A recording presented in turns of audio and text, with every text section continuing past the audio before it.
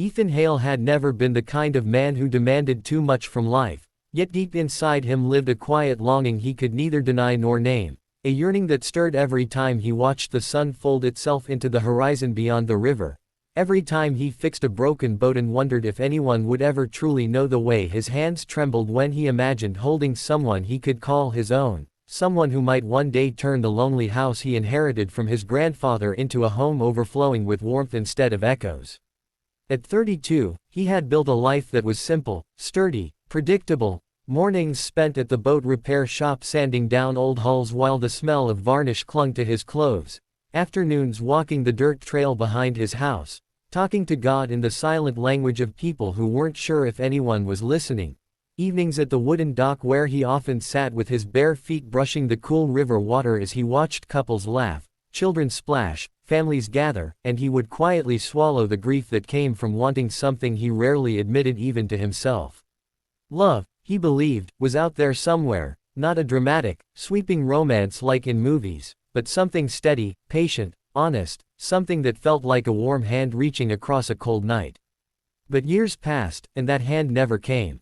His friends married, had children, moved away, found their lives expanding like ripples in a pond while his stayed the same, and in that sameness he wondered if maybe God had decided love wasn't meant for him, or worse, that he had simply been overlooked in the divine shuffle of destiny. Yet on one chilly evening, when the wind blew sharp and the clouds rolled heavy across the sky, something in Ethan's heart urged him to linger on the dock longer than usual, to stay seated even as rain threatened, to wait, though for what, he didn't know. He whispered a prayer into the growing darkness, his voice almost disappearing into the air. If love is truly meant for me, let it find me in your time. But if not, give me peace. He didn't expect an answer. Not that night. Not after so many years. But destiny rarely arrives with a trumpet, sometimes it comes with the sound of footsteps that don't belong, a voice carried by the wind, or a presence trembling on the edge of breaking. Ethan heard her before he saw her, the sharp, uneven tapping of shoes on the slippery planks behind him, the quick breaths of someone who had been running far longer than her legs were meant to carry her, the soft whimper of a woman trying not to fall apart. When he turned, the fading light revealed a silhouette that didn't match the fishermen or tourists he usually saw. Instead it was a woman soaked from the sudden downpour, hair plastered to her face, shoulders curled inward as though her very bones were exhausted. She looked like someone who had used her last ounce of strength just to reach the end of the dock. Ethan stood instinctively, not approaching too quickly so he wouldn't frighten her. She murmured an apology, barely audible, saying she didn't mean to intrude, that she just needed a place to breathe, that she would leave once she could stand without shaking. But something in the way her voice cracked pierced Ethan deeper than he expected, as though her pain had hands and had reached inside him, tugging at something long dormant.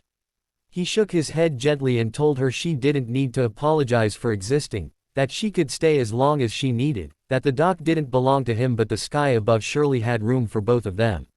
She lifted her gaze then, slowly, hesitantly, and Ethan found himself staring into eyes that carried storms far worse than the one drenching the world around them. Her name, she eventually whispered, was Maya Lennox. She said it without looking at him, as if the name belonged to someone who no longer existed. Ethan didn't push, didn't pry, didn't ask the questions swirling in his mind. Where had she come from? Why was she alone? What had broken her so deeply that she looked like a fragile shadow of herself? He simply offered his jacket, a gesture she tried to refuse but couldn't. Her hands were shaking too badly. When he draped it over her shoulders, she flinched, not from him, but from the unfamiliar gentleness of being cared for. They sat beside each other on the dock, silent except for the rain softening into a whisper. Ethan waited, letting her speak first, knowing that forcing someone to open up was like tugging too hard on a wounded wing. Little by little, her story began to spill, not in a straight line, but in fragments, like broken glass glinting under moonlight. She had loved deeply, she said, but the wrong people, people who saw her as a convenience rather than a companion, who drained her warmth until she felt cold even in summer, who convinced her she wasn't enough until she believed it. She had given years of her life to someone who promised safety but delivered pain, someone who used her kindness as leverage and her loyalty as a cage.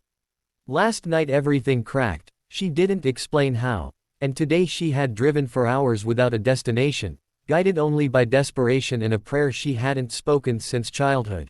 God, please, just let me be somewhere where I'm not afraid. Ethan swallowed the tightness in his throat as he listened, not with pity but with a reverence he rarely felt, as though the moment was holy and delicate, something placed in his hands by fate itself. Maya cried then, not loudly, but in the way people cry when they've learned to hide their pain too well. She apologized with every tear, saying she wasn't usually like this, that she didn't know why she had ended up at this particular dock or why she felt like she could breathe more here than she had in months. Ethan told her softly that sometimes God leads people to strange places for reasons that only make sense later. He didn't tell her that she looked like an answered prayer, because she didn't need that weight yet, but he felt it in his bones. She leaned forward, staring at the water trembling beneath the last glow of sunset, and said she didn't know where she was going next. Ethan looked at her the way dawn looks at night, gently, patiently, with hope growing at the edges, and said she didn't need to figure out the rest of her life tonight. She only needed to survive this moment, this breath, this minute sitting beside a stranger who didn't want anything from her except to ensure she didn't fall apart alone. The sky darkened, but neither moved. Time softened around them, weaving something unspoken but unmistakable, a fragile trust born from shared silence and unguarded wounds. When Maya shivered, Ethan moved closer only enough to shield her from the wind, careful, respectful, steady. She whispered that she was scared, of going back, of moving forward, of existing in a world that had never been gentle to her. Ethan nodded and told her something he hadn't told anyone, that he, too, had been waiting, for love, yes, but more than that, for purpose, for meaning, for a sign that his life mattered beyond the broken boats he repaired. And maybe, he said quietly, signs didn't always arrive as joyful blessings, maybe sometimes they came in the form of a woman whose heart had been bruised too long. Maya let out a small, helpless laugh at that, soft, trembling, but real, and Ethan felt something shift inside him, something like warmth after a long winter. The night deepened, wrapping them in a gentle darkness, and the river hummed with the promise of new beginnings neither of them fully understood yet. Maya finally leaned against him, not fully, just enough to steady her breathing, and Ethan recognized in that subtle, fragile touch the miracle he had been praying for. Not romance, not possession, but purpose. Perhaps God had not sent him someone to love him yet, perhaps he had sent him someone who needed love more urgently than he needed companionship, someone whose healing might begin with the simple act of being seen.